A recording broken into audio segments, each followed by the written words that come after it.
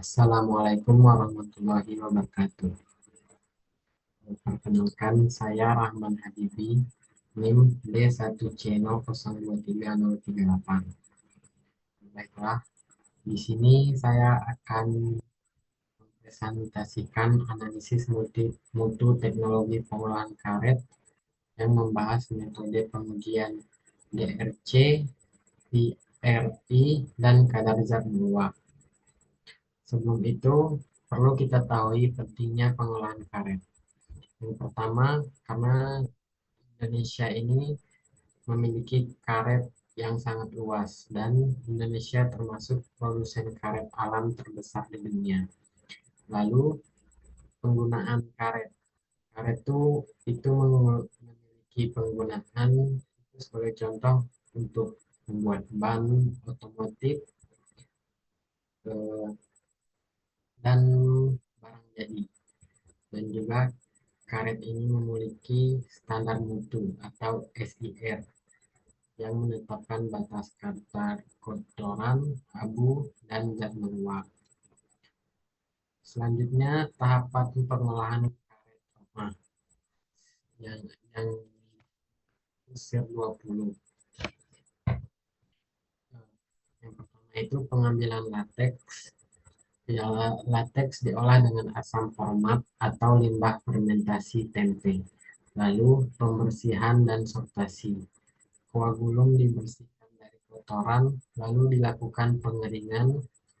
Pengeringan dilakukan dengan udara panas atau biomasa dan digunakan selama 10-20 hari. Selanjutnya, peremahan dan pengempaan, yaitu karet dikemas dalam bandela dengan 3-35 kg. Yang terakhir itu dilakukan pengujian mutu yang saya bahas di sini, yaitu pengujian mutu DRC, PRI, kadar zat meluap, dan kotoran itu diuji.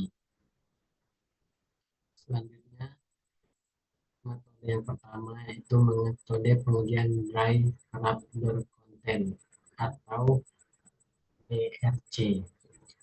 Yang pertama itu DRC adalah persentase kandungan karet kering dalam lateks atau gulung.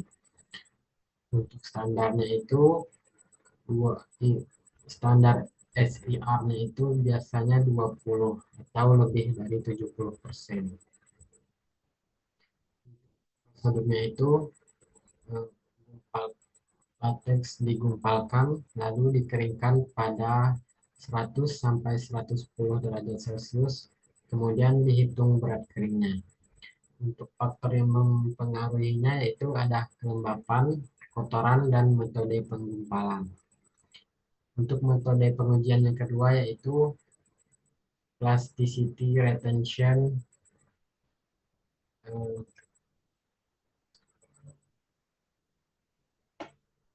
retention index.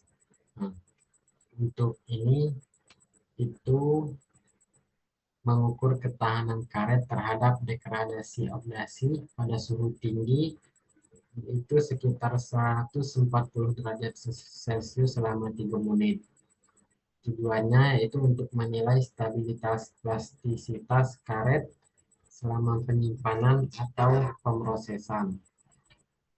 Untuk prosedurnya itu diukur plastisitas awal, lalu sampel dipanaskan selama 30 menit, lalu diukur plastisitas akhir, lalu dihitung VRI-nya dengan plastisitas akhir per plastisitas awal dikali 100. Dan untuk standar PRI-nya itu di atas 60% untuk SPR 10 atau 20. Dan untuk faktor yang mempengaruhinya itu ada UV, pengenceran, dan ion logam. Lalu metode pengujian kadar zat menguap itu metode pengujian kadar zat menguap itu persentase senyawa volatil dalam karet. Untuk prosedurnya itu dipanaskan sampai 2 jam pada 100 sampai 105 derajat Celcius. Lalu hitung eh, berat yang hilang. Untuk standarnya itu 0,8% untuk SIR20. Untuk faktor yang mempengaruhi itu adalah kelembapan bahan baku, waktu pengeringan, dan metode pengolahan. Selanjutnya itu ada faktor penentu kualitas karet. Yang pertama itu ada UV yang atau sinar matahari yang menurunkan VRI. Lalu selanjutnya pengenceran lateks, hilangkan antioksidan. Lalu ion logam percepat degradasi. Lalu pengeringan suhu dan waktu penguruh DRC dan VRI. Lalu yang kelima itu ada bahan baku menentukan hasil akhir. Selanjutnya inovasi teknologi pengolahan karet. Yang pertama ada gasifikasi biomasa. Energi pengeringan hemat biaya dari tandan kosong sawit. Yang kedua ada kopolimerisasi cangkok. Yaitu ini adalah modifikasi karet dengan stireno tingkatkan sifat dan mekanik.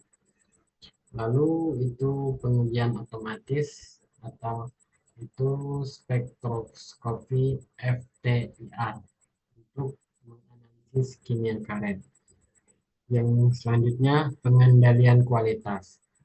Nah, yaitu dilakukan dengan statistical process control atau SPC, yaitu pemantauan variasi mutu.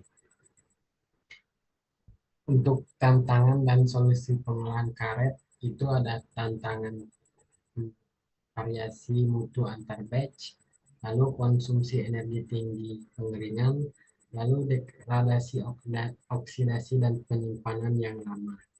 Untuk solusinya dilakukan itu audit energi untuk efisiensi, lalu antioksidan alami untuk proses dalam pengolahan, lalu pelatihan untuk para petani dalam penanganan latex.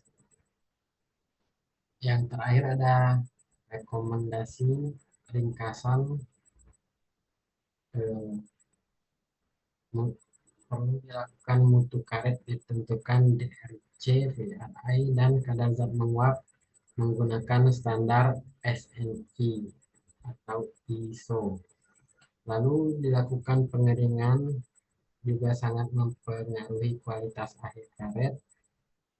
Lalu inovasi gasifikasi biomasa dan SPC ditingkatkan efisiensi mutu. Lalu itu ada rekomendasi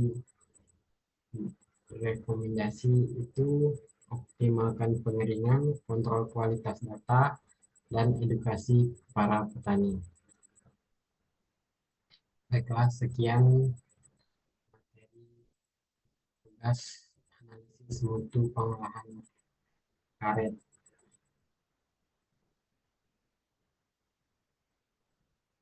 Saya tutup.